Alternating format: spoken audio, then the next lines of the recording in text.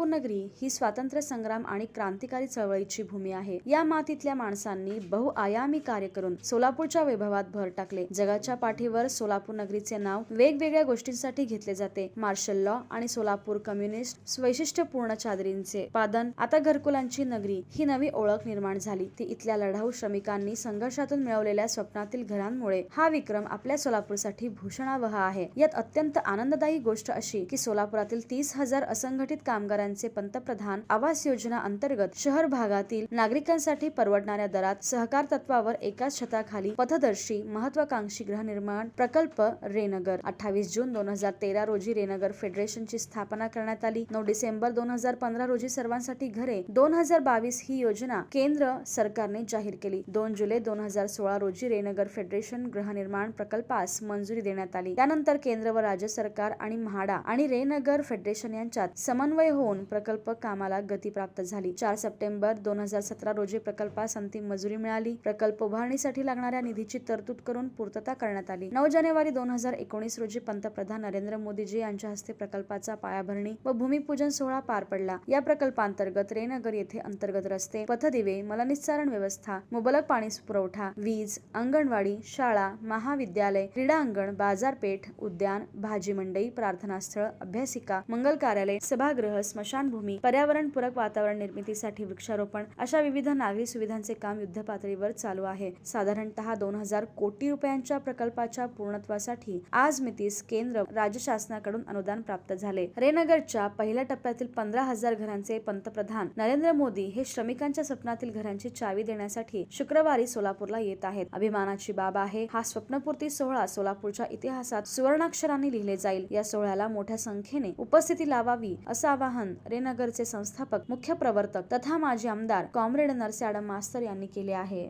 सोलापूर शहरातील असंघटित कामगाराच्या स्वप्नामध्ये 1 BHKचा बंगला देण्याचा निर्णय सिटूने घेतला होता।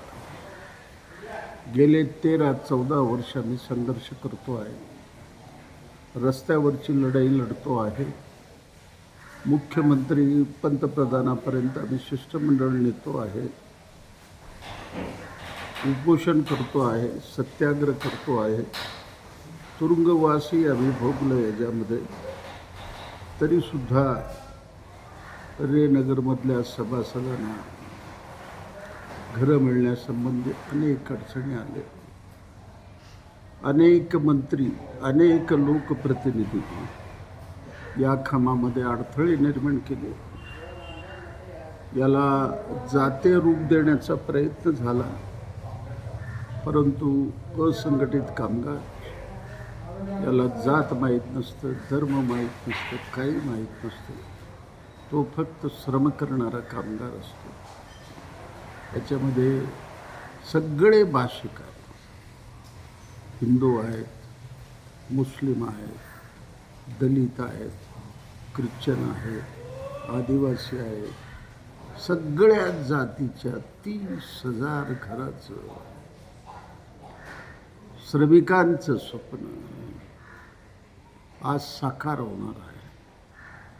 फक्त 5,05,000 मध्ये आम्ही यांना बंगला देत आहे। श्रमिकांनी आम्हाला घर मागितलं, आम्ही त्यांना बंगला देत आहे।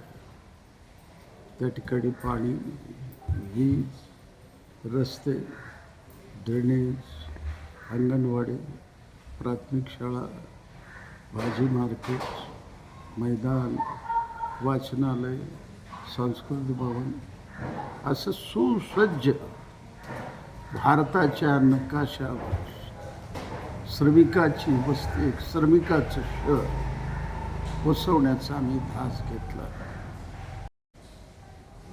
त्यांचे IAS अधिकारी, त्यांचे दुय्यम अधिकारी इतकंच नव्हे, पट्टेवाल्यापासून सगळ्यांनी मनाने याला सहकार्य केलं, मदत केली। म्हणून आज 30,000 घर, जवळजवळ 1850 कोटी रुपयाचा प्रकल्प पूर्ण होत आहे। त्यातला पहिला टप्पा भारताचे पंतप्रधान आदरणीय नरेंद्र मोदींच्या हस्ते 19 जानेवारीला सकाळी 11 वाजता हे हस्तांतर कार्यक्रम होणार आहे. सोलापूर शहर हे मार्शलाचं शहर आहे, हुतात्म्याचं शहर आहे, हे श्रमिकाचं शहर आहे.